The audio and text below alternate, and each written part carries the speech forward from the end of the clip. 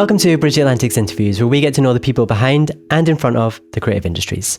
We're your hosts, music web designer Ross Barber-Smith from Scotland, owner of Electric Kiwi, where we create awesome custom websites for bands, artists and musicians. You can follow me on Twitter, Instagram and Facebook as Electric Kiwi. And I'm singer-songwriter and multi-instrumentalist Marcio Novelli from Canada, a man who wears many hats, literally and figuratively. When I'm not releasing music under my own name or my side project Midnight Soundtrack, I'm producing and mixing records for other artists. Speaking of which, if you'd like me to produce your next album or song, get in touch. You can follow me on Twitter, Instagram, and Facebook as Marcio Novelli. This is true. Our shirts have arrived. I mean, we've been talking about these shirts for the last, they arrived 30, 40 episodes or something. I don't know, but they're available to purchase on our website. We've got 7 different colors available. There's a link to get them in our show notes. And if you use the coupon code BTA Rocks, whether or not you agree with that, debatable, you'll receive 10% off your purchase, and that's our little way of saying thank you. Yes, and lastly, I just released my brand new acoustic EP, The Reimagining Volume 1, and you can listen to it anywhere you like to buy or steal music. So joining us this week is musician and actor Nathan West, aka East of Eli. Nathan has had roles in major films as well as independent projects, including films such as Disney's Miracle and the award-winning independent feature Alleged, and is now releasing music as East of Eli. As East of Eli, Nathan debuted his first single from his sophomore release, Lost Transmission, on Valentine's Day in honor of his wife, famed actress Chyler Leigh. East of Eli has received critical acclaim with American Songwriter, noting West as an indie artist on the rise. We're excited to hear more about Nathan's career so far, what the future holds, and the advice he'd offer to fellow artists. So, welcome to the show, Nathan. Awesome. Thanks for having me. Anytime, man. Let's get awkward right off the bat. Tell us 3 things about yourself that everyone should know. Well, one is that I'm a big philanthropist at heart. So we have, my wife and I, Chyler Leigh, have a website. It's a media company called charitypulse.com. That would be number 1. Number 2 would be that I want to leave the world a better place than when I first arrived. And number 3 would be that I am a huge, crazy fan of unicorns. That's the truth. This is weird. This is weird. No, I'll tell you why it's weird. Yeah. Please, Ross, please enlighten us. Okay. So our previous guest before you, poet Neil Hilborn, also obsessed with unicorns. So much so that his Twitter name is Neilicorn. And wow. And I'm from Scotland, and on our passports we have a unicorn on the front cover. Does this mean that we need to hide a unicorn somewhere in our logo, Ross? Is it going to become this thing? I'm starting to feel like we do, because it's becoming a thing, isn't it? It seems to be a theme. They're becoming a fad. I don't know why. See, I've been a unicorn lover since, for a long time. Before it was cool. You're just saying. Before it was cool. But now it seems like it's everywhere. I have this amazing poster. You guys I'm sure you've seen the t-shirt. This amazing poster that's down in my office that literally has the unicorn laid out on the fainting couch with the psychiatrist. And he's like, you have to believe in yourself.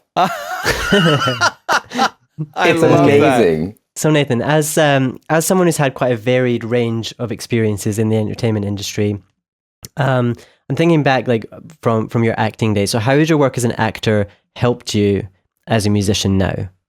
That's a great question. For me, it's actually interesting that the whole concept of East of Eli came out of me being an actor. It actually started with a script, and music's always been something that's dear to my heart. A huge music lover, whether I'm listening or playing. But, it was kind of something that came out of writing a script that was originally titled East of Eli, and then we switched it to Into the Mystic, which, do you guys know who that song, Into the Mystic? Enlighten us. Legendary band. Enlighten us. We're failing here, Russ. Van Morrison, Into the Mystic. Amazing. So, and that song is actually a part of the whole writing of the script itself. So now that I've plagiarized it, which is great, and probably will never make that film ever because of that one thing, because I can't get the license to it. It's kind of started everything. It just pushed me into, doing music. And as an actor, I see when I perform and stuff, I play a character.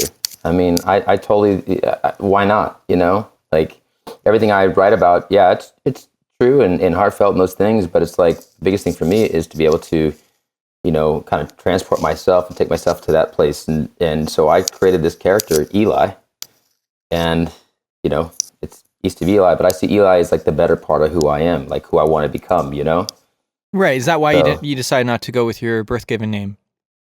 yeah, you know what?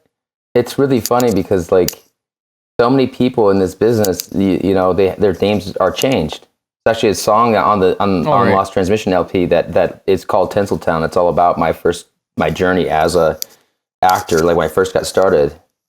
And this lady was like, first agent I met, and she's like, I walk in, and I'm like 17, 18 years old, and she's smoking a cigarette in the office, the whole thing. I'm like, whoa, okay, she tells me to sit down, so I walk up, I sit down, wait 5 minutes as she does, I don't know, something else, right? And she's some B-rated agent, no one that anybody would be with now. I don't even know if she's on this planet, the way she was chain smoking. But anyways, so so, so she's sitting there, and then she's like, she looks at me finally, and I'm just waiting, and she goes, you got it, kid. I'm telling you, you're the next big thing. And I'm like, me? And she goes, this is what we're going to do. I'm going to sign you. Then we're going to change your name. And we're going to cut your hair. And I was like, okay. And then she goes, but I just want you to be you. And I was like, okay. Obviously it makes no sense. But everybody in this business, they all change their names. And then when I finally got to a legitimate agent, they were like, we love your name. And then I was like so excited because I had come up with like 5 or, so different names. I thought, I got this thing, and they're like, no, we love your name. It's big. It's like, it's like Tom Cruise. What I'm interested in is how you balance the different responsibilities that come with making a career as an artist and fatherhood, which is something that I balance as well, which is not easy. It is so not easy. There are days, I'm not gonna lie, there are days that I sit here and I go, is it all worth it? Because you really are trading off time. Like, it's so important, that quality time with your kids. Every time I come through the door, and I've been gone on a trip, and I travel like every 10 days, right now, and we're just setting up, we're just gearing up for our tour. So it's like, and it's like you come back and the kids are a little taller, or something's happened and you can't be there for it, and it's like, it's really difficult. But so in struggling with that a lot and talking with my wife, who has to deal with it at the same time, I realized that, like, if I don't do what I believe is a bit like, let me see how I say this. If I'm not being a musician, then I'm not affording or giving them, my kids, the very best me, right? It's not about like exactly me being, yeah, it's not about me being like the end all be all of music. It's not that at all. It's about me contributing what I believe I have to contribute to the world, and at whatever size scale, it doesn't matter. I see music as a vessel, it's not the end all be all for me. It's not a destination. It's part of that journey, and the journey that I'm on personally. So if I'm not on that journey, then I can't be the best husband. I can't be the best father. I have to be on that journey. So it's a give and take, but it also comes with its, you also got to make some sacrifices if you want to keep that family, the number one priority. I can completely relate to that, man, because, I don't know about you, but I feel guilty a lot of the times when I'm spending so much time doing, the things that make me happy besides my family. I mean, artistically, right? And I feel so guilty for the time that takes away from my family. And, and I've struggled a lot of times thinking, do I just need to give this all up to be the best dad I can possibly be? Because that's the most important thing to me. But then at the same time, you got to think about, what does it teach your kids if you're fighting for your dreams? You know what I mean? I mean, that's what you want to teach your kids to do, right? To just go after what they, no matter how difficult or how many struggles there are involved in it. So I teeter-totter on that, and it seems like you do as well, which actually makes me feel a lot better to know that, I'm not alone in those feelings, because it is, I mean, you love your kids, man. You know what I mean? And it's the most important thing, but you also got to do what makes you happy. Yeah, no, it's true. And like, and I was just saying, just to kind of recap on that too, it's like, being a father, like, you want to be the best you can be. And in order to do that, you've got to be you. You've got to step out and take on those challenges, not only just being an example, but like, if you are unfulfilled and you're at home, I guarantee you're not going to be a great father. You're 100%. pissed off at the world, and you're probably yelling at the kids and stuff, and all the things you don't want to be. So you've got to follow your dreams. You got to follow your heart and go after it. But you got to find balance, though. I think that's the most important thing. You've got to find the balance. Yeah, you can't let. That's right. It's got to be balanced. You know what? Real quick too. There's this guy James Clear that he's a speaker, but he had this really cool thing a friend showed me on 4 burners in life.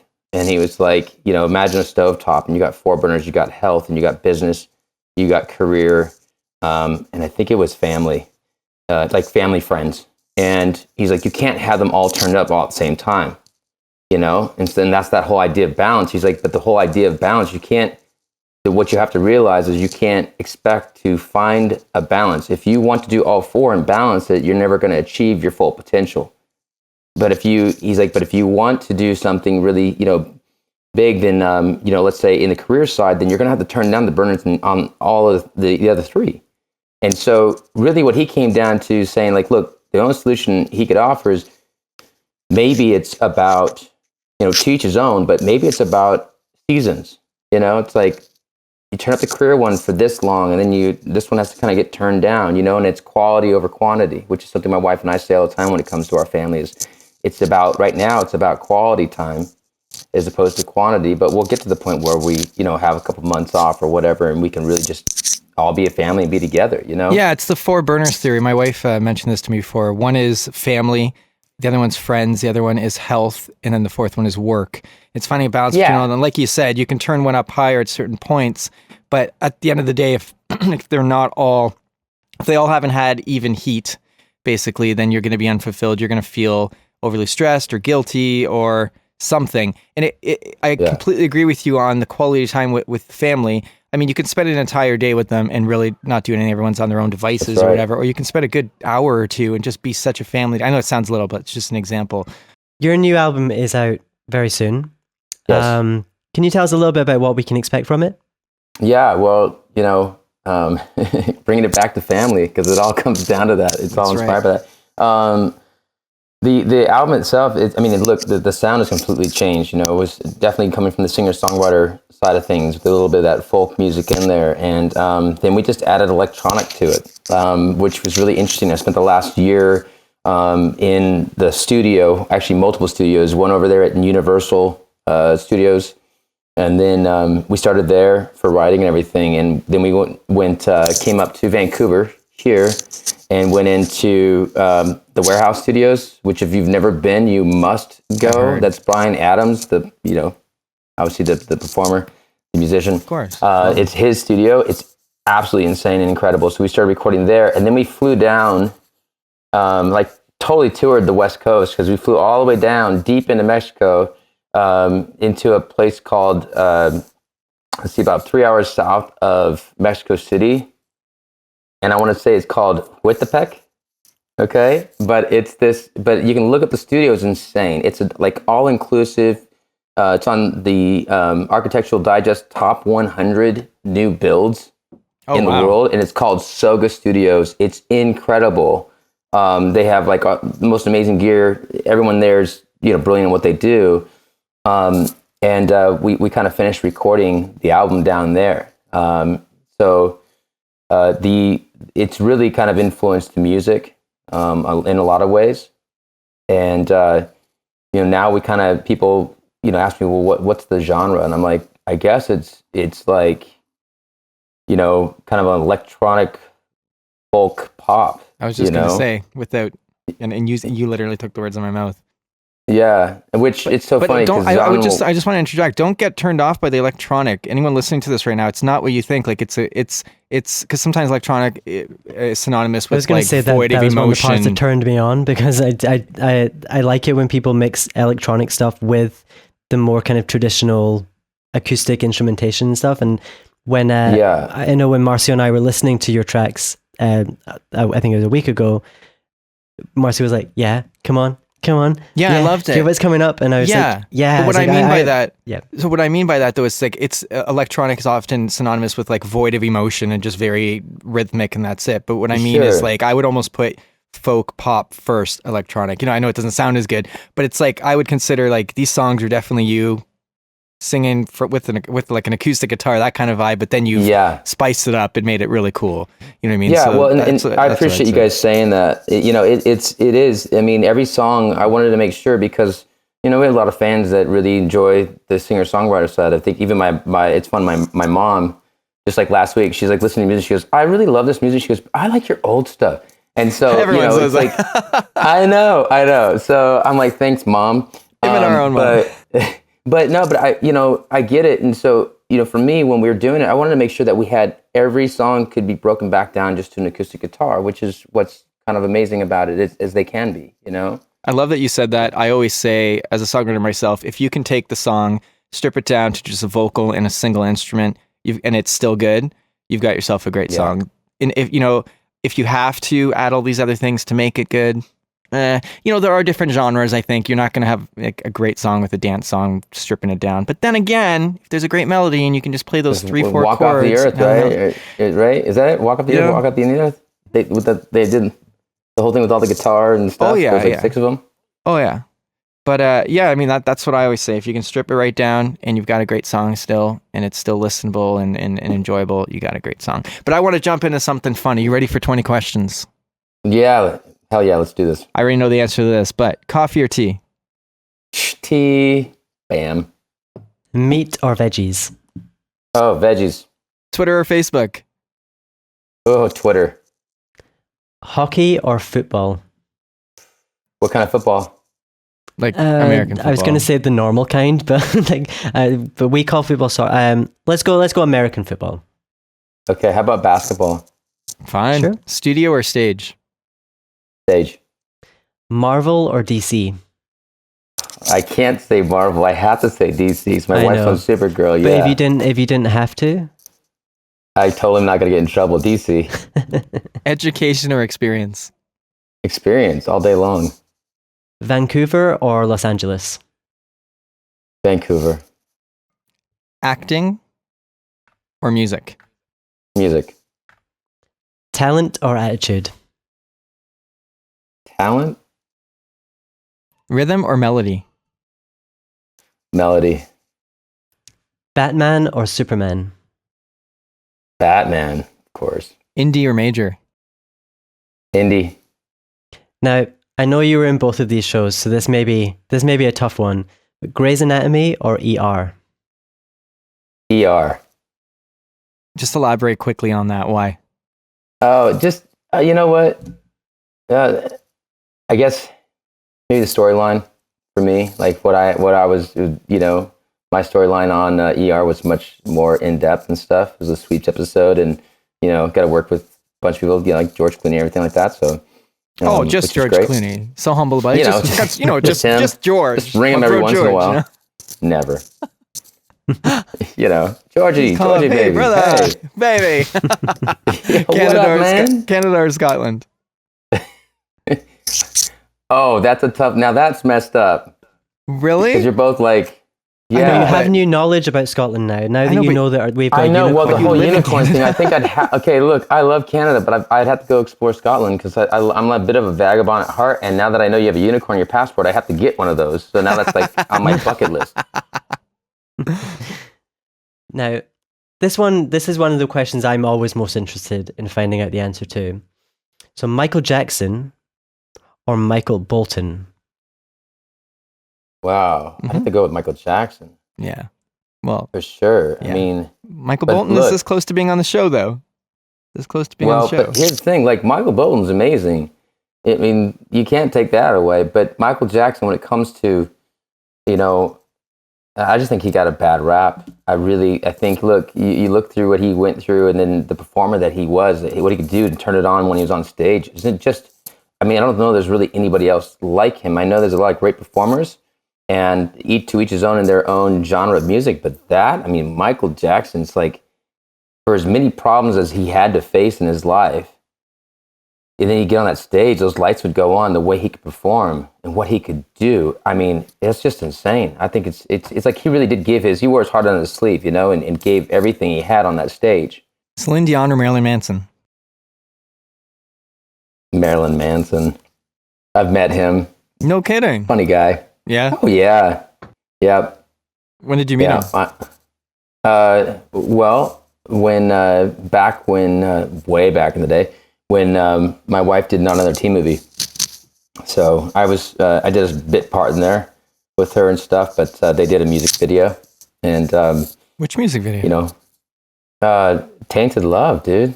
Now, there's not much to this question other than these two things rhyme.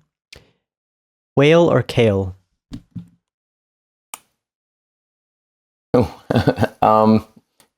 Kale? Only because I eat that and I don't eat whale. There you go. Bette Midler or the Riddler? The Riddler. And now your final question, possibly the hardest question you'll be asked in the next 2 minutes. Okay. Ross or Marcio? That is a tough one. Oh gosh, I can't answer it. I can't do it, guys. Is Can't it okay? or won't? Won't. Okay. Won't kind of attitude, huh? My ego is happy that you didn't choose. My ego is happy that you did not pick someone, so I didn't have to lose. So that's a win for me. Yeah. Before we wrap up quickly, for artists who are interested in pursuing multiple careers in the entertainment industry, what advice can you offer to them? If they don't want to just pick one, how can they balance different creative passions successfully? Very quickly. Okay. Yeah. I guess, it's one project at a time. So take the time, like one begets another. Instead of trying to do them all at once, you'll spread yourself too thin. So find the one that's going to lead to the next one and kind of line them up that way. And you will see it happen because I've acted, and now, doing music. So don't overwhelm yourself, right? Don't put too much on your plate at once. Eat one meal at a time. You can't do it all at once. You will spread yourself thin and you'll be, you won't make it. But if you do one at a time and they kind of purposely, one begets the other, it'll work. Yeah, I've been guilty of trying to do too much at once, and then you actually aren't able to do any of them as well as you can, and you spread yourself too thin, and, one thing at a time. 4 burners. That's it. 4 burners, brother. 4 burners. What were you doing there? It looked like you were I was totally like DJing with that was me turning up and down the stove, but yeah, I guess it should have been this so it wasn't way. a nipple It's tweak really then, bad if I do this. It's like, that's not okay, because anyway. Nathan, you're great, man. Where's the best place for people to connect with you online?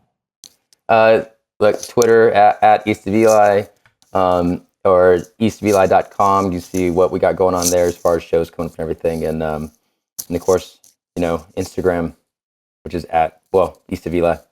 Easy. Sweet. Awesome. Sweet. And as for us, you can find the show on Twitter, Facebook, iTunes, and YouTube.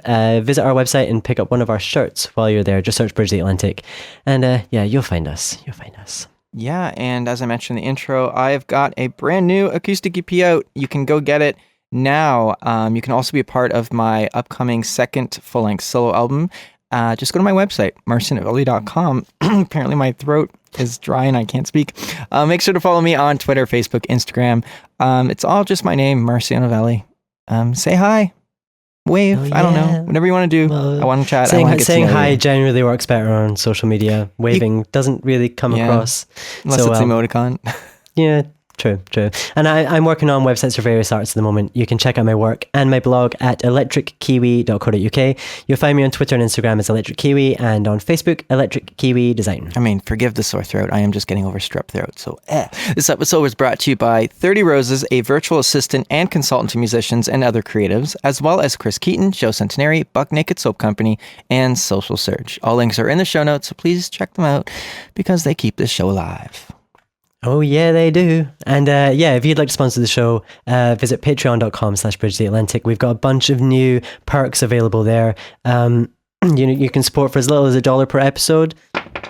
I'm really excited about our new perks. I mean, one of them is you can actually co-host an episode with us, which I'm really excited about. You can come on, co-host it. You can advertise on the show. And something we've just opened up, which we'd never allowed before, is advertising at the beginning of our show. So, within the first 30 to 60 seconds, we'll be mentioning your company, your business, your brand, whatever, and telling everyone a little bit about you. Of course, keep it non-discriminative and all positive, and we'll be happy to work with you. So definitely do that. And, it'll be a win-win for everyone involved, right? It will. And also make sure to subscribe to us on YouTube and iTunes so you don't miss any episodes. And please do get in touch and let us know what you think of the show as well. We always love to hear from you. Absolutely. Nathan, dude, you are fantastic. We really did enjoy chatting with you, man.